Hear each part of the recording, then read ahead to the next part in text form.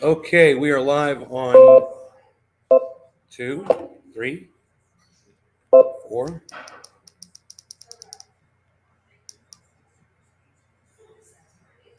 Now live, 1964 soda. Yeah, so all the notifications just went out. Hey, Debbie. Bordeaux. We're looking good. Um,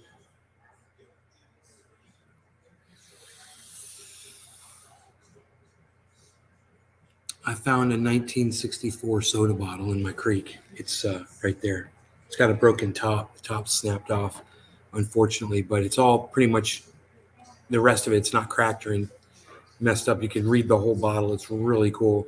I looked it up on the internet. I was like, I figured it was something new because the graphics were like really cool and groovy. It's retro looking because it's old.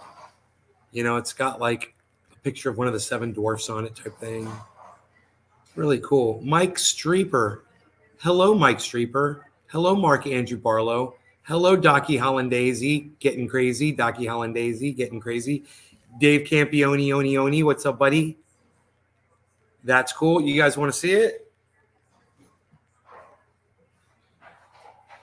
So it's got a broken top, right? Too bad. But these things, when they're new condition, are worth $25 on the internet. Brownie grape soda, and it says Brownie beverages. Taste the difference. Bottled under license from Moxie Monarch New Grape Company, Doraville, Georgia 30340. Pretty cool, right? But look at the graphics on it, man. It's got like a little logo. It looks like kind of like one of the seven dwarves like face, right? And then it's got the same dude right there. He's holding the bottle of grape soda. Really cool. Taste the difference, it says.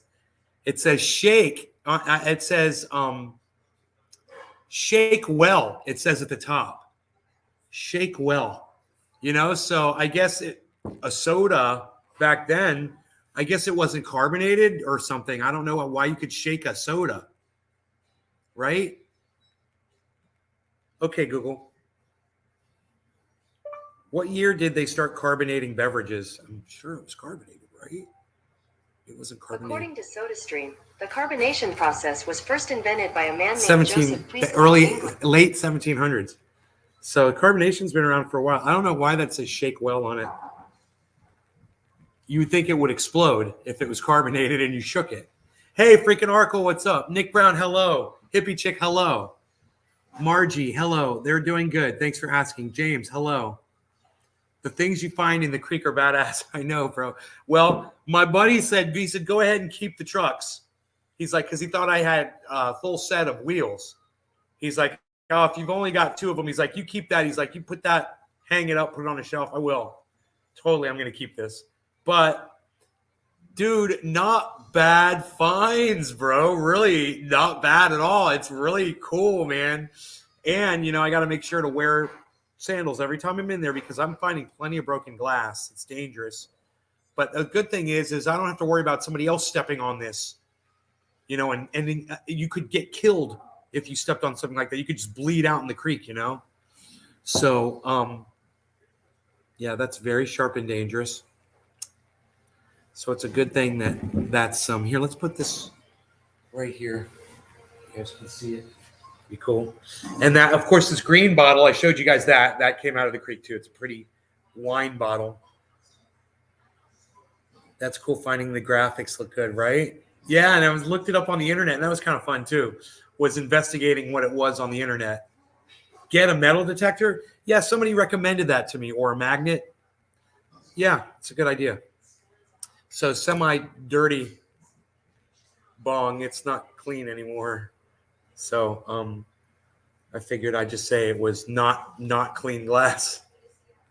Show in the you found a beer can from the 90s in a creek. Hey man, that's before you were born.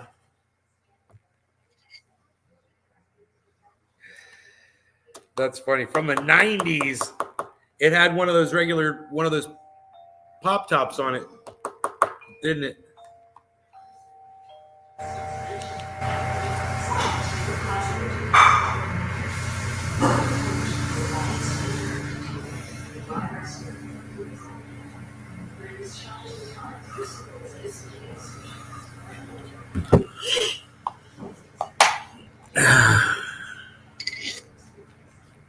It's nice when you get a text message from exactly who you want to get a text message from at that exact moment. Did you hear about how my channel helped Doc Holliday get the confidence to ask for a raise and how Doc helped the other departments get raises at his job? No, man, I didn't. That's fantastic. You got him a raise? Old Budweiser?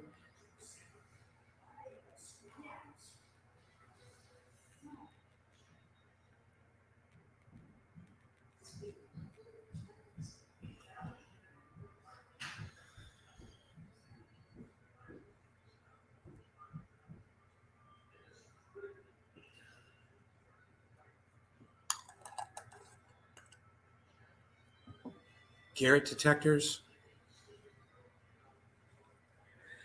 Okay, Garrett.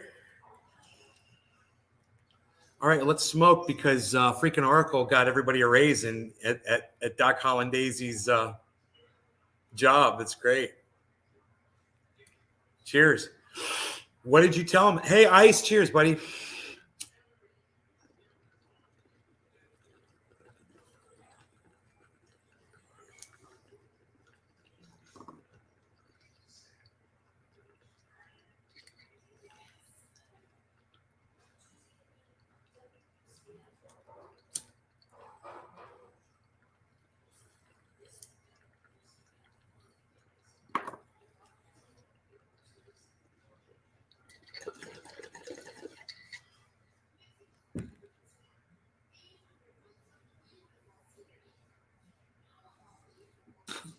Dude, the bottle's from 1964. It was here years before. It was in that creek years before we built the home.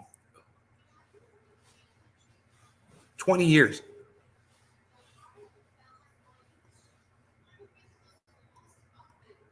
$20 before we built the home.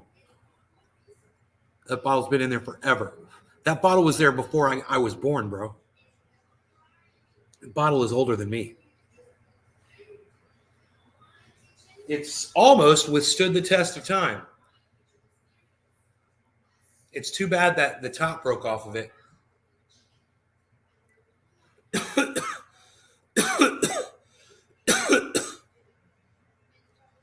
Probably was woods and like drinking soda.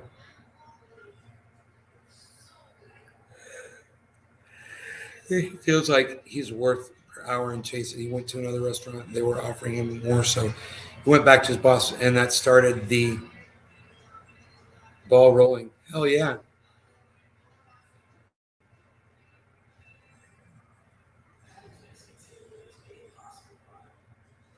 That's great, man. You were quite the inspiration, bro. Everybody should watch freaking Oracle so you guys can make more money on all levels.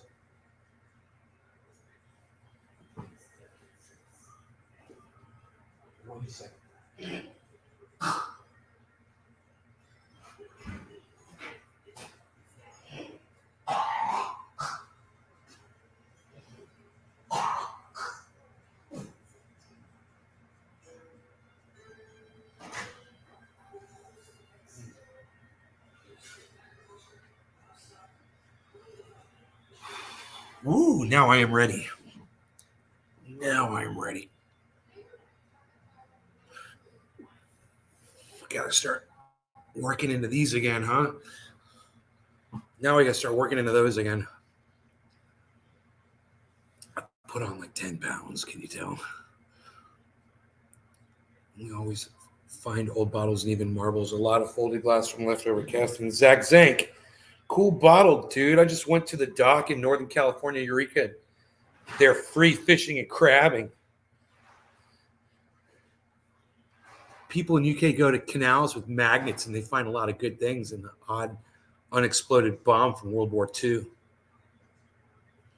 My ex used to own a museum called the Museum of Beverage Containers in Goodlettsville, Tennessee. Never heard of Goodlettsville. Goodlettsville.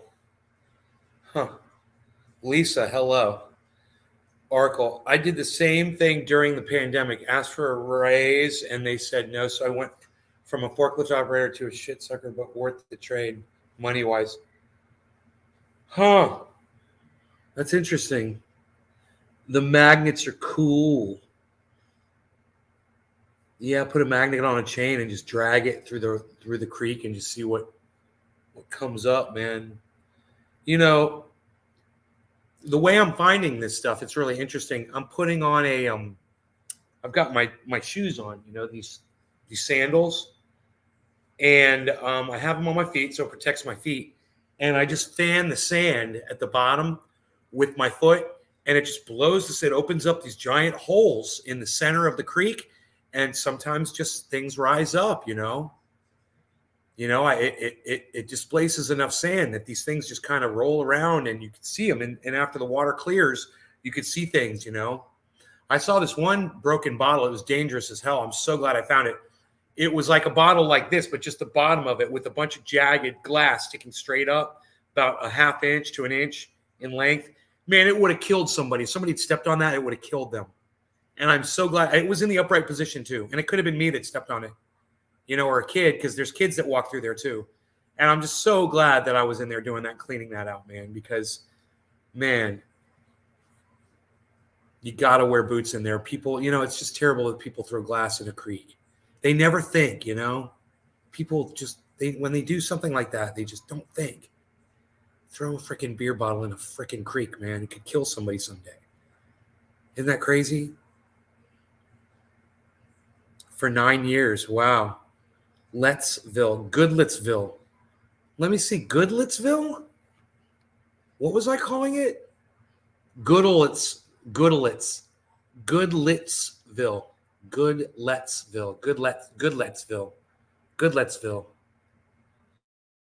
I love Florida, man. I've had so much fun. Yeah, I love Florida too. But like anywhere else, it can be dangerous, you know? I can be dangerous for other people too.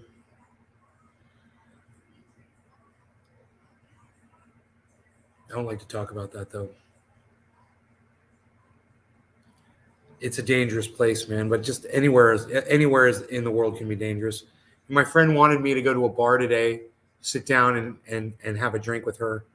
And I said, you know, there's a new outbreak of COVID, and I really don't want to be out in a big public area around a bunch of people that are drinking alcohol, let alone, you know, just clustering together inside a building.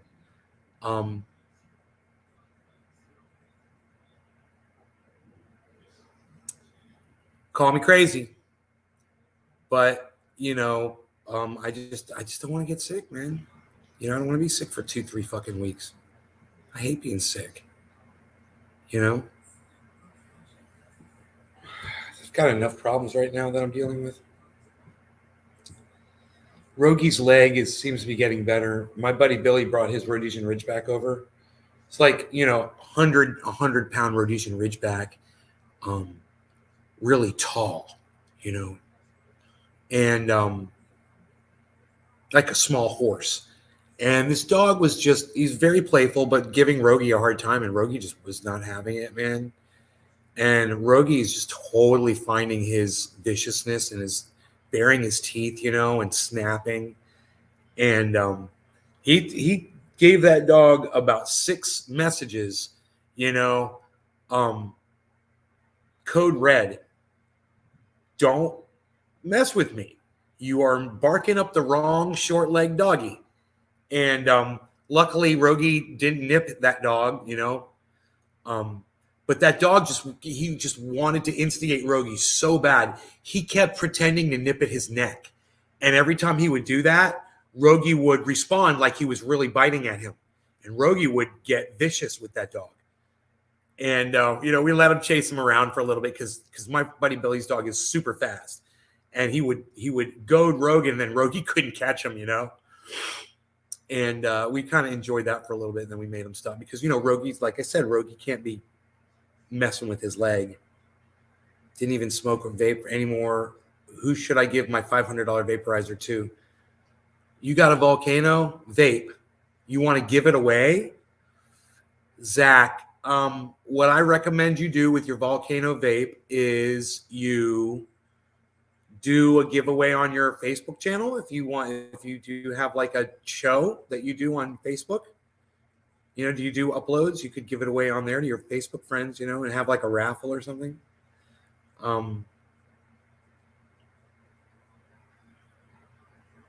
After that, I went to the ward for almost a month.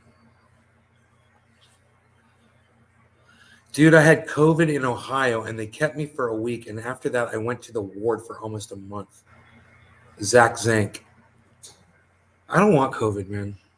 I don't want to catch it. I just don't want to try my luck with this thing, My ex was in the Smithsonian for owning the largest beer can and soda beverage collection in the world.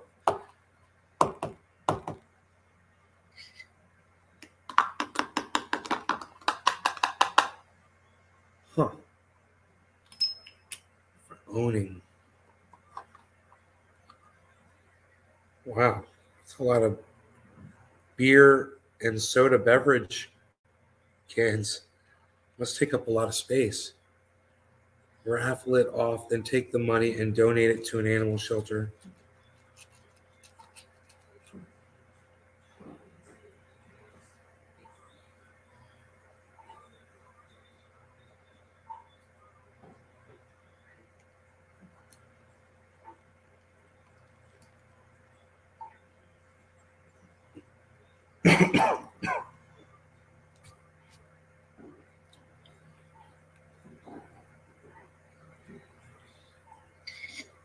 I got a glass blower I want to link you with so you can check out his stuff. Soulshine Arts. Please give them a look. Thanks, brother. I appreciate the reference there. All right. So, I'm smoking that blueberry.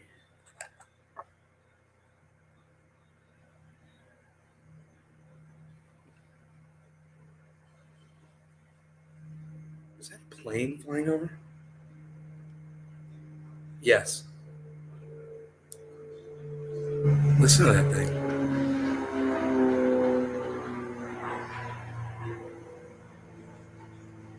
It's a slow-flying Cessna, I assume. Not going very fast. Seemed to be over the house for quite some time. Well, we going to smoke some of this blueberry? Is that what we're going to do? We got the bong packed. We're ready to go. Some of this old blueberry, man. I'm enjoying this old vintage cannabis. Vintage.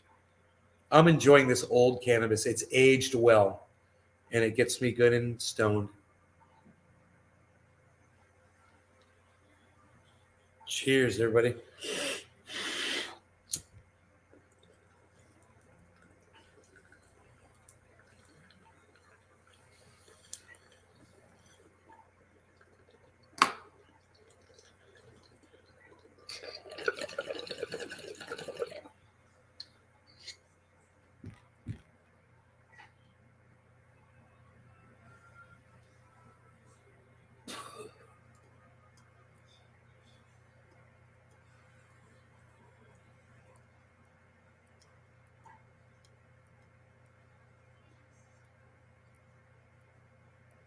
That's terrible, Mark.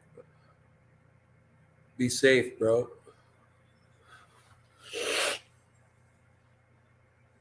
No law regarding cannabis. Yes, definitely.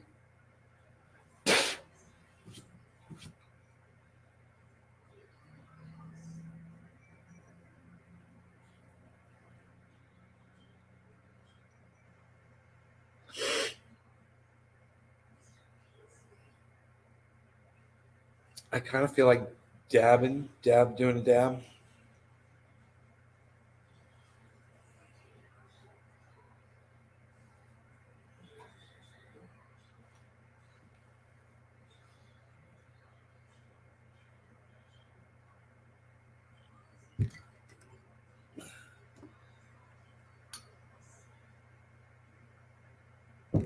Did it.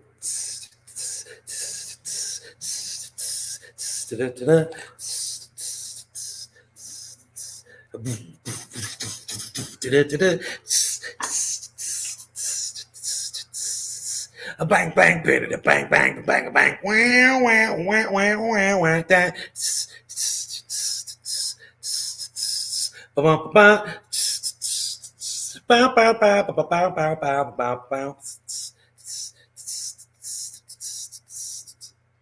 you got the bong sweats?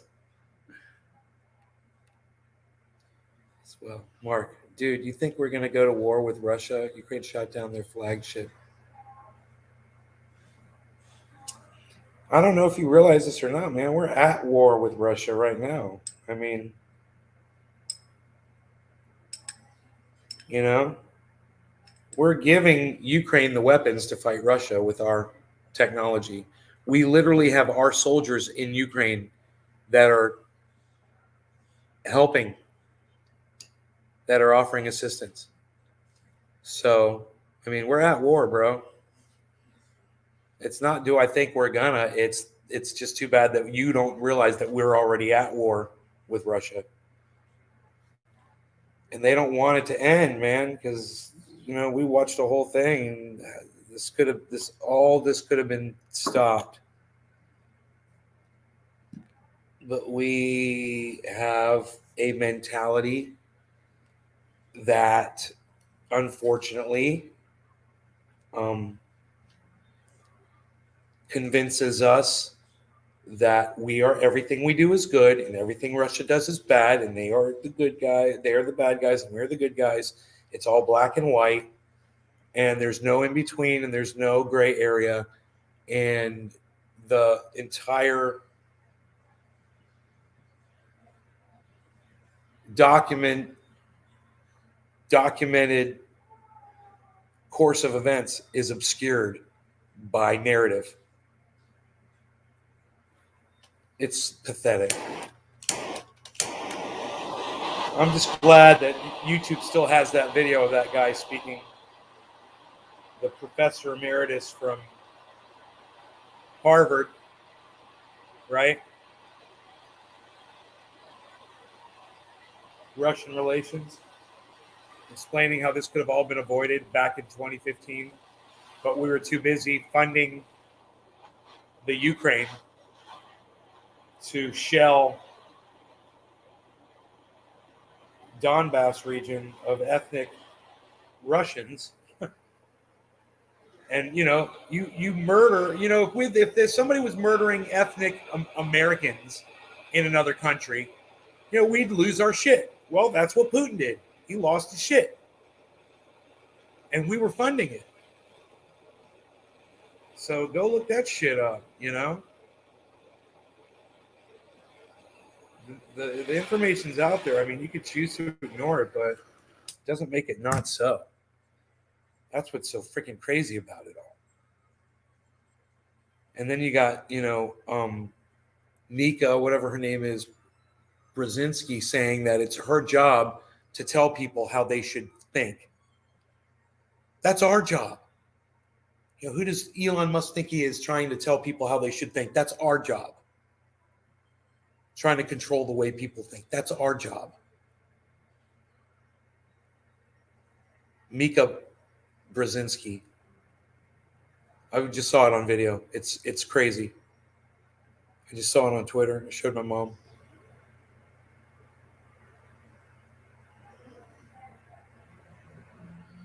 Getting moved to the second floor because I get crazy and want to end my life. And I have this one window. Okay, Zach, stay positive. We want you to stay positive, bro. All right, Iceman, cheers. Keep watching the show. I'll keep you positive, bro.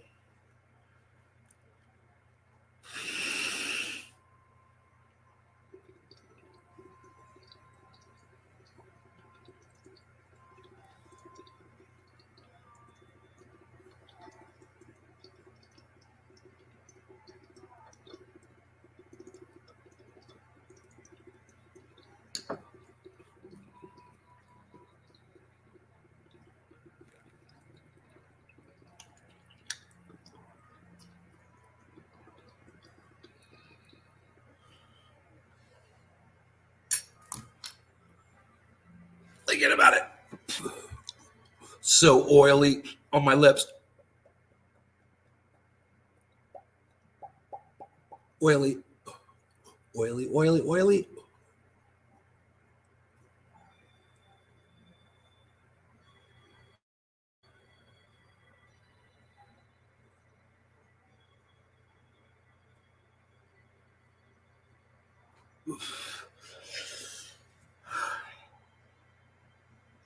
Oily, oily, oily, oily, oily, oily, oily.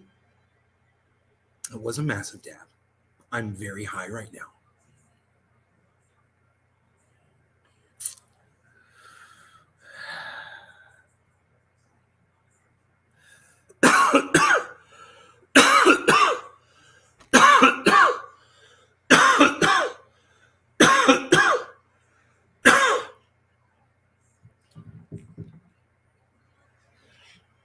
So, some people, I guess, are going to believe what they want to believe. But I just recommend that you get your news from sources that are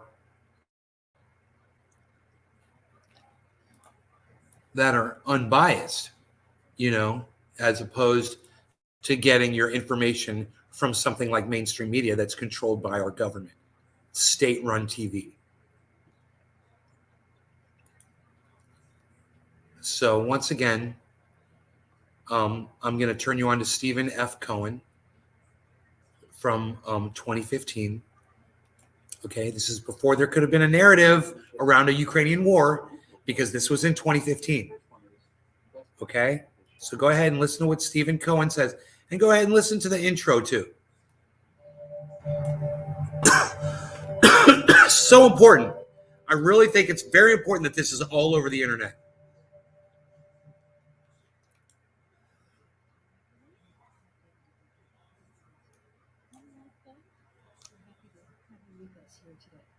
It's obviously a very important and good time to be talking about Russia and U.S.-Russian relations and Russia's role in the world. 2015. World events at the moment. 2015. World events. You can find the Commonwealth Club on the internet. You guys remember when everyone laughed at Mitt Romney? Barack Obama said, "Yeah, excuse me, Mitt, but the 1980s call. They want their foreign policy back or something." Because they asked Barack Obama and Mitt Romney, what is the biggest threat to America today? And Barack Obama said climate change, and Mitt Romney said Russia. And everyone made fun of Mitt Romney for saying that. To read about other upcoming programs and activities, commonwealthclub.org. And it's my very great pleasure to introduce today's speaker. Our format's going to be a short talk by Dr. Cohen, and then he and I will have a conversation and go more in depth. And of course, we do very much encourage you to write your questions, hand them over to one of the helpers on the sides, and give us some good fodder for the discussion.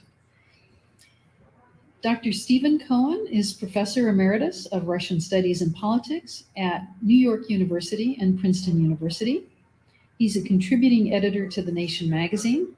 I should ask, how many of you attended the event last night with The Nation magazine? We're happy to have the publisher Katrina vanden Heuvel here with us. And if you enjoyed last night's presentation, you'll surely enjoy My the friend's presentation with her husband. Do you want a dab?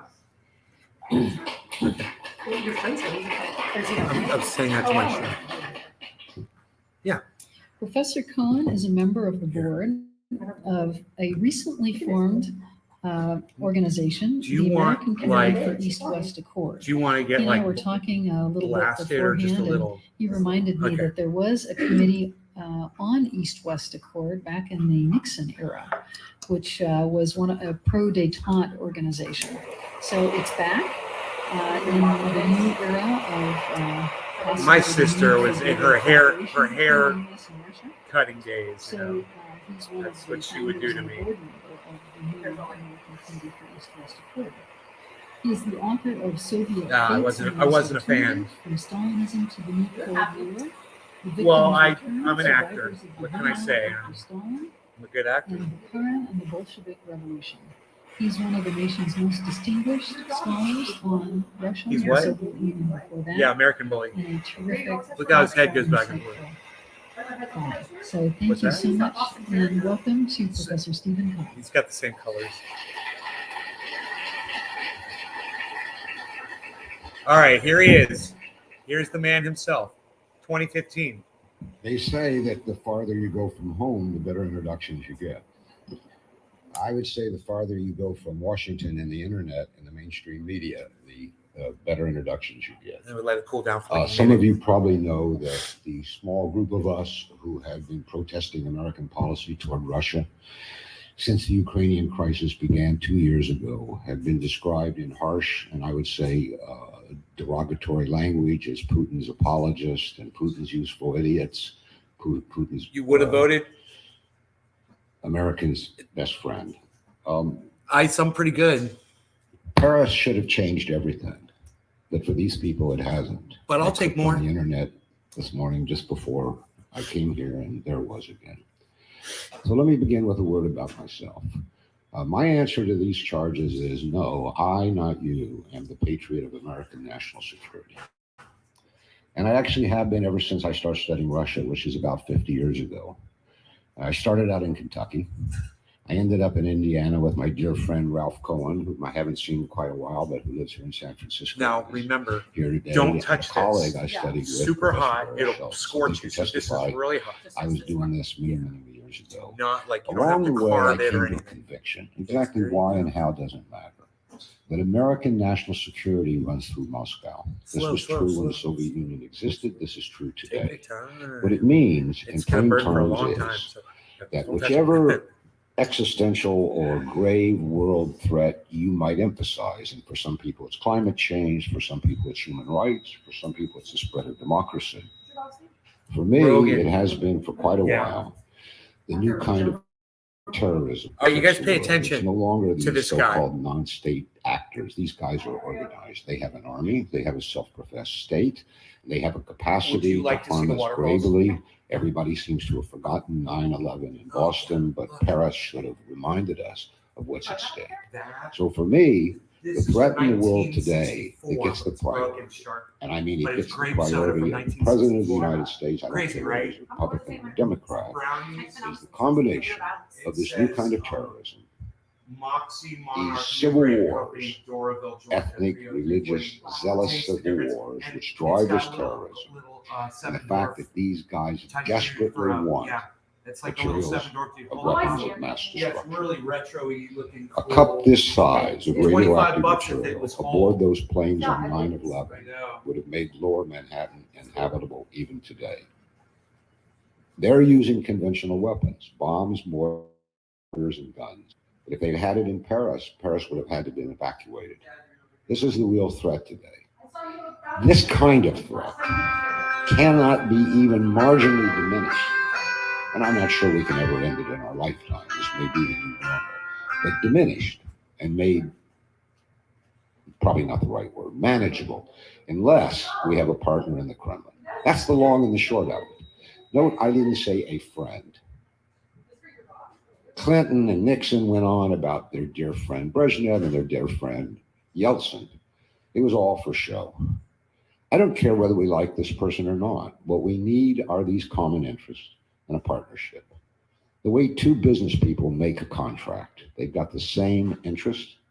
They trust each other because if one side violates the interest, the other guy's interest is violated. We haven't had that. We don't have it today, even after Paris. But that is essentially what I've been saying for 2 years. And in return, people say that's unpatriotic. And I argue, no, it's the highest form of patriotism in regard to American national security. So I will make a few points today very briefly, very starkly, and rather than give a lecture, which actually a lecture for me means 55 minutes. I can't do a minute more, a minute less. That this is for discussion, and I'm really less interested in lecturing than hearing what's on the mind of my old friend Gloria. We started out together many years ago. I'm more years ago than her, but in the same geographical location and on your minds. The chance for a durable Washington-Moscow strategic partnership was lost in the 1990s after the Soviet Union ended. Actually, it was lost earlier because it was Reagan and Gorbachev who gave us the opportunity. But it certainly ended in the Clinton administration. And it didn't end in Moscow, it ended in Washington. It was squandered and lost in Washington.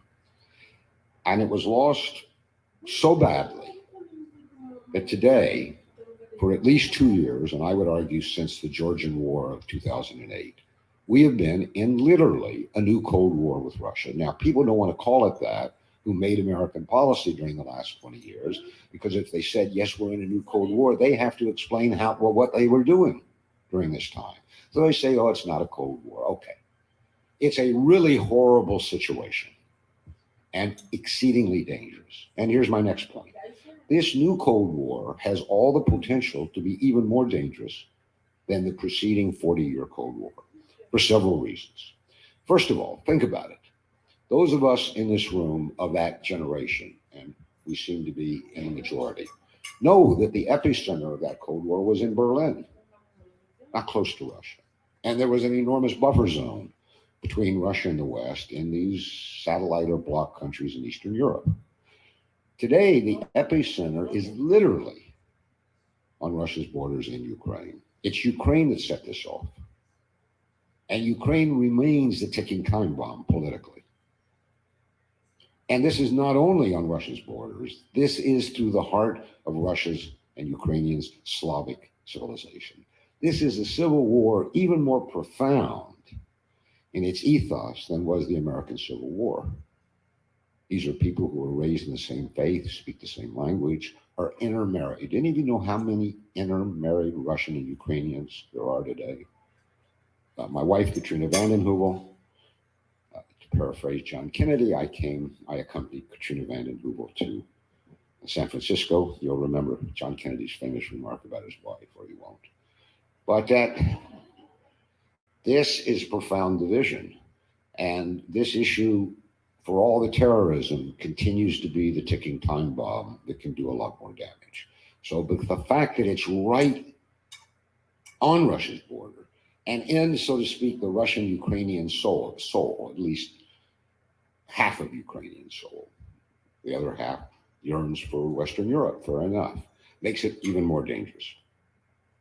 Still worse, you'll remember that after the Cuban Missile Crisis, Moscow and Washington developed certain rules of mutual conduct. They saw how dangerous, how close we came to nuclear war.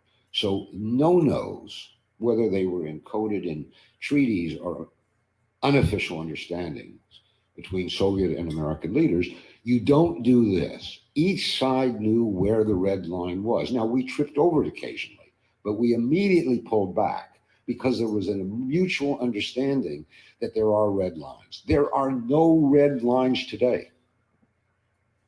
One of the things that Putin and his predecessor Medvedev keep saying to Washington, you're crossing our red lines.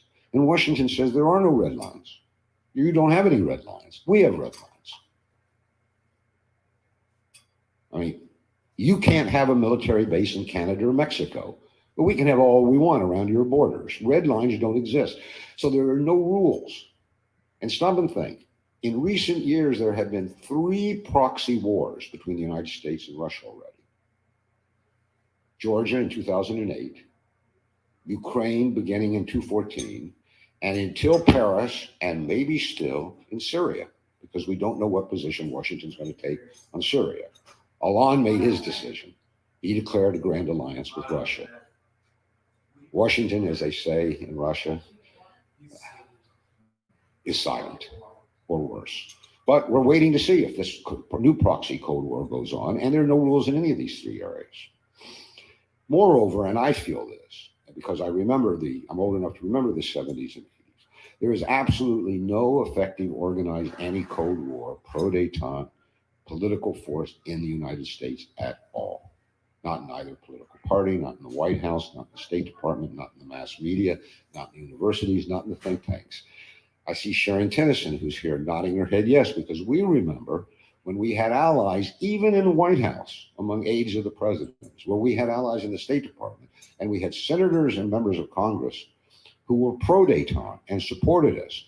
and spoke for themselves and gave us opportunities. Doesn't exist today. Yep. And without that in a democracy, what do? We don't throw bombs. We argue. So this is exceedingly dangerous. Hey, Mr. Slowski's here. My fourth Slowski. point is a question to you. You guys learning anything? He shook his head and slobber came Who's off his responsible head for and this, laid right Nicole? on your dad's forehead. I don't ask this I wiped question it off. because I want to say, oh, But he was like, let's just name like, names. They've probably been here. for him shaking his Gary head like Kasparov that. and Michael his Fall slobber- should repent. And they say Stephen Cohen should be shot. I'm not interested in that. I'm interested in a change of policy, which can only come from the White House. Congress could help. But we need to know what went wrong and why, or we're not going to have any rethinking and we're not going to have any new policy. And at the moment, there's no rethinking in the United States. There's a lot in the European Parliament. There's a lot of angst in the French press today about this question, and in Germany, and in the Netherlands. And even Cameron is rethinking. Suddenly wants his picture taken with Putin. Thinks it might help him at home. Now, the position of the American political media establishment is that this new Cold War is all Putin's fault. All of it, everything. We did nothing wrong. At every stage, we were virtuous and wise, and he was aggressive and a bad man. And therefore, what's to rethink? He's got to do the rethinking, not us. I disagree. And this is what's brought the opprobrium down on me of saying, because I was raised like this down in Kentucky, it's a silly adage, but it's probably true. There are two sides to every story. And these people are actually telling us no to this story, the history of American-Russian relations, only one side. No need to see anything through the other person's eyes. Just get out there and be a cheerleader for our side of the story. Right. And I don't want to make too fine of a connection here, but you keep doing that and you're going to have a lot of Parises, including here in the United States. And that's why I say we have to be patriots of American national security. The reality is, for whatever reasons, the Clinton administration adopted in the 1990s a winner-take-all policy toward Russia. They said, we won the Cold War. That isn't true. Get Jack Matlock out here and he'll tell you the inside story. He was at Reagan's side when he negotiated with Gorbachev at every step. You can look it up, as Casey Stengel used to say. The reality is the Clinton administration adopted unwise policies, winner-take-all. And what were the consequences of these policies? Well, they were a lot. They blew the chance for strategic partnership. But the four policies that most offended Russia and offend them today were the following. Obviously, the decision to expand NATO right to Russia's borders. I mean, it's a joke. We say Putin has violated the post-Cold War order of Europe. Russia was excluded from the post-World War, post-Cold War order of Europe by NATO. Okay, so just that's a primer. We're going to get more into that. I'm going to get out of here. You guys take care. No law regarding learning something about what really happened. All right. Love you guys. I'll see you later. Turn on your notifications. Later, guys.